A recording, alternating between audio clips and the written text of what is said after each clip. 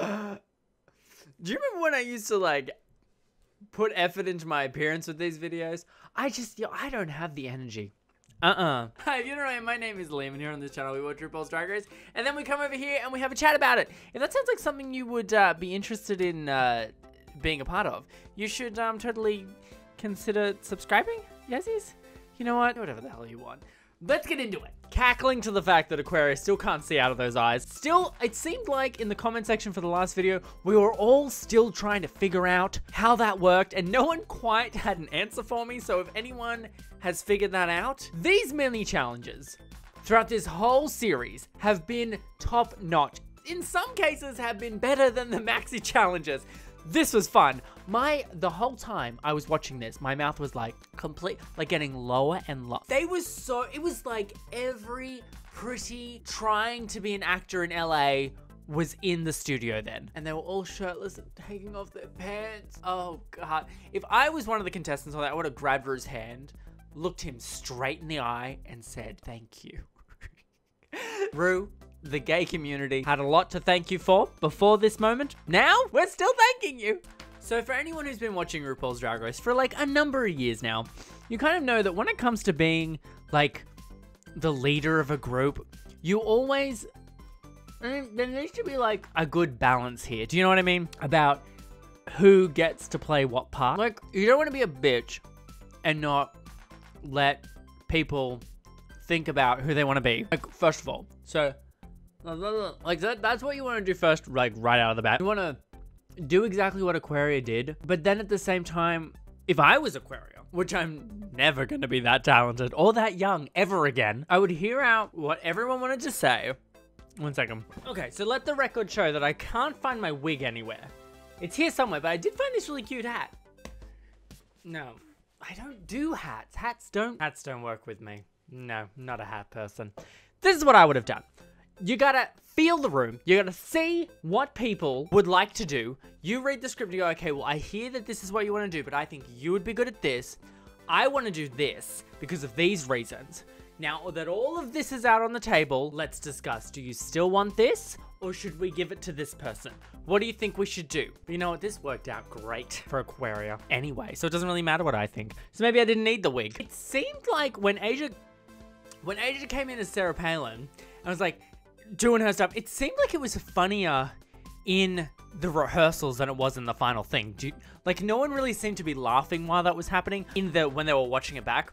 But when they were doing the practice session, it was so funny. I think it was because Michelle and Ross were like laughing so heavily about it. Maybe that's what was making it. I just related so much to when Michelle was saying, I don't want to do this anymore.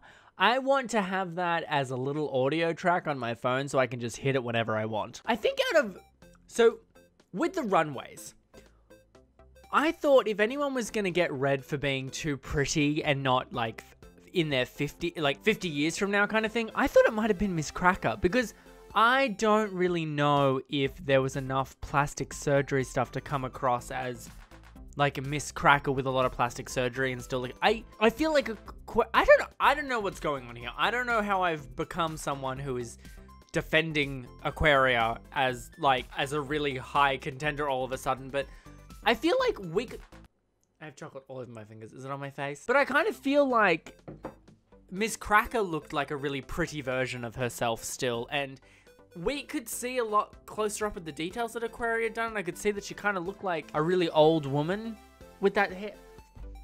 Do you know what I mean? I thought Eureka looked so beautiful. And then when Ross said that she looked like Paula Deen as a witch, I could not stop laughing because it was so accurate. But before it got to the judges, I thought she looked gorgeous. I didn't think she had a bad runway at all. I mean, I think it is, so when she was asked why this outfit or whatever, why didn't she repeat what she said back in the workroom about how she didn't want to do something? She wanted to do something that she thought would be unexpected, so she did this really glamorous 70-year-old, you know?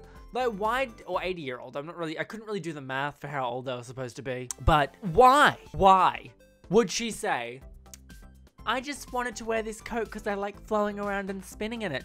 That's not an answer. So love or hate Karen Michaels, her looks are just down pat. They're amazing. This one was no exception. prosthetics? What? Didn't do very well in the acting challenge whatsoever. You know what? To be honest, the whole acting challenge wasn't too great. I actually think Aquaria was the only one that was really funny in there, and Monet with her ad-libbing was really good. I feel like, and I like Cameron a lot, but I feel like Cameron and Miss Cracker kind of killed the whole show. Just because Cameron didn't bring any emotional support necessary to sell the skit, and Cracker wasn't able to carry it. I don't know if they just had really hard roles or what the case was. I feel like Cameron went with this really nervous person, and I don't know if that's what was in the script written as they were supposed to be, but I feel like it needed to be maybe a more of an uptight Christian house mother kind of thing, you know, not this sporadic person. But then I don't know, I just feel like those two kind of killed the whole experience, which is so harsh to say, but I also don't feel like it particularly sold it either. Like, I don't think any of the other guys could have done anything more to make the overall video seem good, because it just wasn't really... Am I being too mean? Potentially. I don't know how much I care. I have a neck beard right now. What is going on? So I knew that Randy Rainbow was going to be coming in. By the way, if you don't know who Randy Rainbow is, you need to go Google that right now and go and watch all of his videos, because they are fantastic. Singing on point. Scripting on point. Songwriting on point. Political commentary on point. I feel like I've learned things from Randy Rainbow that I need to double check, just because maybe they're not that true. But incredible person. So I knew that Randy Rainbow was going to be on RuPaul's Drag Race. I thought he was going to be a judge, but they had Broad City girls. I mean, damn. So I feel like if Aquaria had just done something a little bit better with her look to make it look older, she definitely would have won this, right? Because her acting was really good. The outfit wasn't. I mean, we know she can turn looks, so she needed to do something to her to make her seem older, and I don't really know what it would have been. The earlobe thing did not sell. That did not fly. She just looked like she had stuck like paper mache to her ear, and I was just very confused. But when she had said it, what it was, over the dubby thing, I was like, oh, is that what's happening there? Didn't get that. That's just looks like you've stuck paper mache to your ear, which is exactly what had happened. So before we found out what was going to happen at the end of this lip sync, and it was Eureka up against Cameron Michaels, the first thing that went through my mind was, Ru just sent Cameron Michaels to the slaughter. Because there's like no way that he's gonna send Eureka home over Cameron Michaels. Not that I was... And when I was thinking, when that happened, oh my gosh, that Eureka was going home to Cameron Michaels. Not that Cameron Michaels isn't like a front runner, and I actually think she might be top 3 at this point, but Eureka is such a big pinnacle of the season. Like, sending Eureka home almost might be season suicide, because she brings so much life to everything. Potentially. What is going on? I'm so popular all of a sudden. Tinder messages. The fact that they both said, and how she said, Eureka. She went, yes, as if the wheels were turning on her head going, it's happened before, it could happen again, it might happen to me right now. And it did. And it kind of feels like we've gotten an extra episode here. Or is it going to be a double elimination?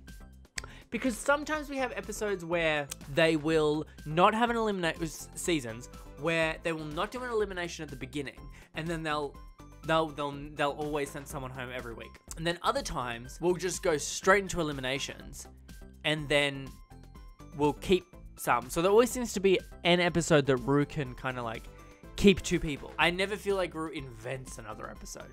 Like, there's always going to be a chance for Ru to save them. One of them, anyway. But anyway, that was the best lip sync that this whole season has had. That was fantastic, and I loved it. And I'm glad that they're still here, and I'm glad we kind of get an extra episode in a while. Okay, guys, I hope you enjoyed this video. If you did enjoy this video, consider hitting the like button and maybe subscribing if you're new here. But if not, that is just fine. I'll be here regardless. Anyway, I will see you guys next week, and bye.